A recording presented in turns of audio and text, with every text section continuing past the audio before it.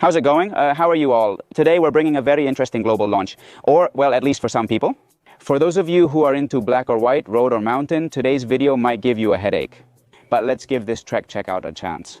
Let me explain why it came into the world, which audience it's trying to satisfy, and what its technical features are. And then you can leave all your thoughts in the comments, because yes, we're talking about a full suspension gravel bike. Like I said, it's the new Trek checkout. We're going to go into detail, but before anything else, I'll tell you that at the end of the video, I'll give you my honest opinion. Couldn't this already be covered with a mountain bike with drop handlebars? I'll tell you at the end of the video, and I'll also tell you why. I think that this bike, being from Trek, might be a missed opportunity. But anyway, let's analyze what the American brand is offering us. First of all, we have to say that this is the bike that one of Trek's riders used in one of those endless races that took 4 days to complete. All at once, not in 4 stages, but over 4 days. Also, obviously, this is not the one that will come as standard, so I'm going to give you a few details about what I do know will come as standard, because among other things. We're recording this video many months ahead of the bike's launch, and there's still a lot of information missing. I'll share what I know. It's quite a lot. What do you think? We start with 60 millimeters of front travel in the fork, which I'm told will feature some rock socks. In the rear shock, we have 50 millimeters of travel.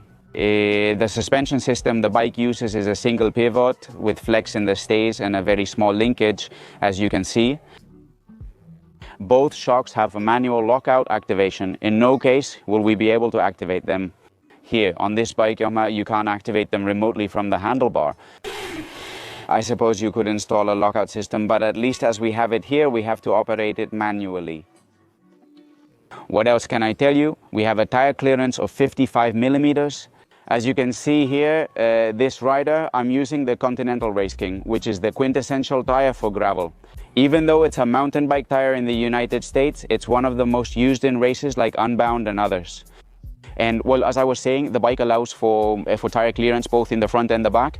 The official legal maximum is 55 millimeters, but you could probably push it and go up to about 60 millimeters. We have, of course, a dropper post, because in this segment, which we could call the niche of the niche within gravel, I think we could maybe call it gravel mountain bike. Well, obviously, a dropper post is very necessary for the rough terrain we're probably going to encounter. The handlebar is surprising, since the stem and handlebar are separate pieces. Because I understand that what these types of bikes are looking for is the maximum ease to change components, to modify them. I want to interact with them a bit and make it a cockpit. And the handlebar, as you can see, has an impressive flare. This is the tag we're recording, and obviously for this time, she's pregnant.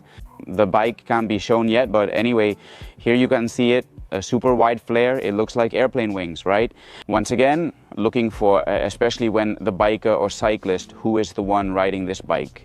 I don't know, it's very hard to define, but when the biker is holding on down low, it should be wide, stable, fast, maneuverable, and closely resemble the desired width to a flat handlebar like those on mountain bikes. The top part allows the rider to go, as the handlebar even has grooves. Here, I don't know if they're made to rest your arms, but it pretty much looks like they're made so you can rest your forearms here. And take that more aerodynamic position that is so popular in gravel, right? Well, as you can see, the frame's construction was designed to have a very high top tube. I guess the goal is to get a lot of space in the front triangle so it can be filled with a bag like this. According to what Trek told me, there will be a specific bag to meet the storage needs in this area of the frame. In addition to what would be a specific rack, not this one you see here, which is the one the rider used for the race, but a rack that will be specifically from Trek for this bike. It will have some mounts as usual. Look at this point here. Also, the design of the bike has raised the seat stay up to this point to have those mounts. I also found these mounts behind the linkage interesting, so that in the future, those racks that Trek will release can be installed. What else can I tell you? Basically, this is what we have. A beast capable of going through almost any terrain. and to store and carry with you pretty much whatever you need for any ultra endurance race. I understand that Trek is aiming to target two audiences with this bike. First, what about people who do these extreme races like Badlands or even tougher ones? The ones that last around 4 or 5 days, where the rider prioritizes comfort and finishing as strong as possible over the pure speed you could get. A gravel bike like the Checkmate is a pure gravel racer, completely without suspension.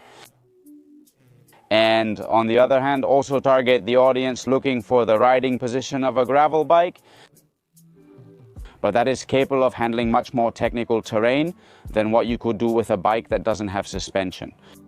I understand it will target both sides. I don't have the geometry details yet. I want to think that this is something that's between a mountain bike and a gravel bike, maybe more similar to a gravel bike than to a mountain bike. But anyway, I'll make the comparison when I have the information. So the main question remains, was releasing this bike necessary? The truth is that Trek has gone from having just one model, like the Checkpoint, to cover all gravel, to having 3 different ones in just a year. Now, the Checkpoint has remained as the adventure model, especially the aluminum model with a very competitive entry price and a bit of a multi-purpose use for someone who's just starting out maybe, or for someone who mainly wants adventure. Then there's the Checkmate, which is the competition bullet, the bike with DNA to go 100% fast, and now they have this Checkout, which is the ultra endurance multi-purpose beast. Like I said, was this model really necessary? Couldn't you maybe just get a super caliber, put a road handlebar on it, and you already had this? Well, there's a line there, a red one, that's much thicker than it looks from the outside. Putting a road handlebar on a mountain bike doesn't make it a gravel bike. Above all, it's about accommodating large chainrings. I don't have the information to know what is the largest chainring this bike can accommodate, but I'm convinced that at the very least it's going to be a 46, if not a 48 teeth. And that's something that's completely impossible to achieve on a mountain bike. A super caliber supports a maximum 38 tooth chainring. I'm not sure if you could fit a 40 with some trick. And I remember races like the Santaval from this same year, where I saw some participants who apparently were in very good shape, young with strong legs, participating with a super caliber. After 2 kilometers of flat terrain, he fell behind. Not due to his legs, but because his drivetrain couldn't match our 46 or 48 tooth chain rings, right? So that's the line that really separates mountain biking from gravel, and that's where, well, that's where this bike fits in. Maybe a small niche, but that's where it's coming in, right? And the other thought I had, what came to my mind when I first saw this bike, has to do with the fact that maybe it's a missed opportunity. Why? Well, because I think Trek is the only brand that has a suspension system that could have fit perfectly on this bike. Like the Isostrut, the one they use on the Super Caliber. I know there are other brands like BH or Specialized with very similar systems, but they're not the same. In the end, they use a very small linkage. The Isostrut doesn't have a linkage at all.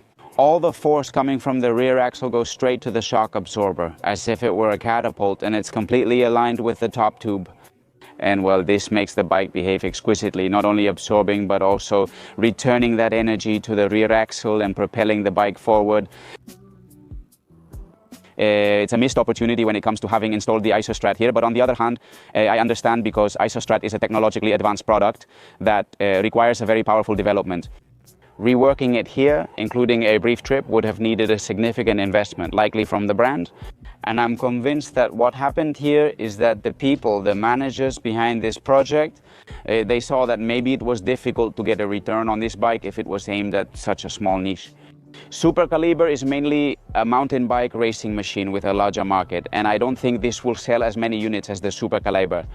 But well, I understand that in the end the option was a traditional shock absorber, a little bit smaller, and that keeps the costs in check. The bike is going to come assembled with 2 models, each with 5 sizes. There will be a mullet option, there will be force shifters in the front combined with an X0 from SRAM in the back. I suppose it will have a 1052 cassette, and there will also be a Shimano GRX mechanical version, which I understand will be much more affordable and accessible. Anyway, now that everything has been explained, you can leave all your criticisms and anything you want in the comments. Especially those of you who don't like gravel, and especially those who can't stand double suspension gravel bikes. Personally, I can't wait to get a test unit in my size, because it has to be something very different from what it seems. I'm convinced that it's even very different from that Niner full suspension bike that came out 4 years ago and didn't have much success in the market. This targets something else, and the market is more mature now, and I think it'll be a hit. Maybe not so much in our country, but in Central European markets, especially the United States, it's going to be a machine that's used a lot, really a lot. Let me know your thoughts in the comments, and I'll see you in the next videos. Stay happy, bye.